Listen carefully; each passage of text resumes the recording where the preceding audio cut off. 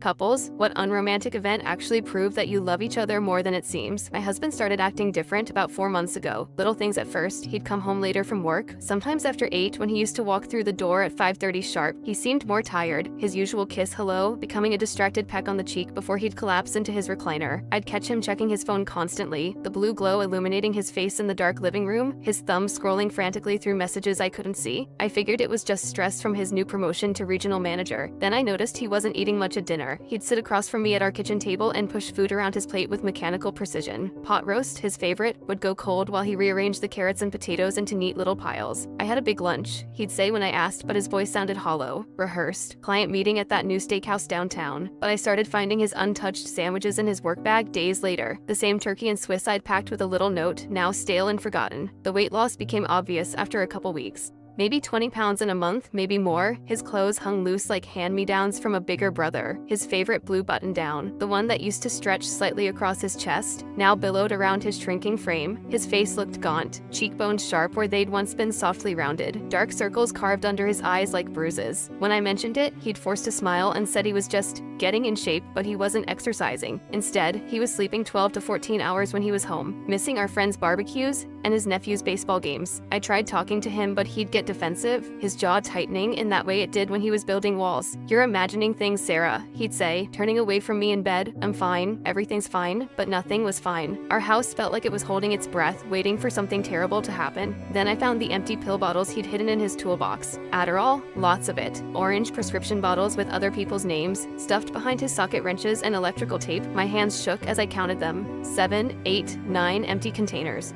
I confronted him that evening, standing in our garage with the evidence spread across his workbench. He broke down crying. It was the first time I'd seen him cry in 8 years of marriage, and the sound was devastating. Deep, wrenching sobs that seemed to come from somewhere buried inside him. The truth spilled out between his tears. He'd been buying pills to keep up at work, crushing deadlines that seemed impossible, then taking more to crash into sleep, then more to drag himself awake the next morning. The cycle had become a monster feeding on itself. He was terrified of losing his job, of disappointing his team, of letting me down, of being seen as weak. The shame was eating him alive from the inside out, and he'd been drowning in silence. The next morning, I called his boss and told him my husband needed immediate medical leave for a family emergency. I drove him to the rehabilitation center myself, my knuckles white on the steering wheel as he cried in the passenger seat. He kept saying he was sorry, that I should leave him, that he wasn't worth saving. I told him he was wrong about that last part. That was 6 weeks ago. He's been home for 2 weeks now, going to meetings 3 times a week, seeing a therapist every Tuesday and Friday.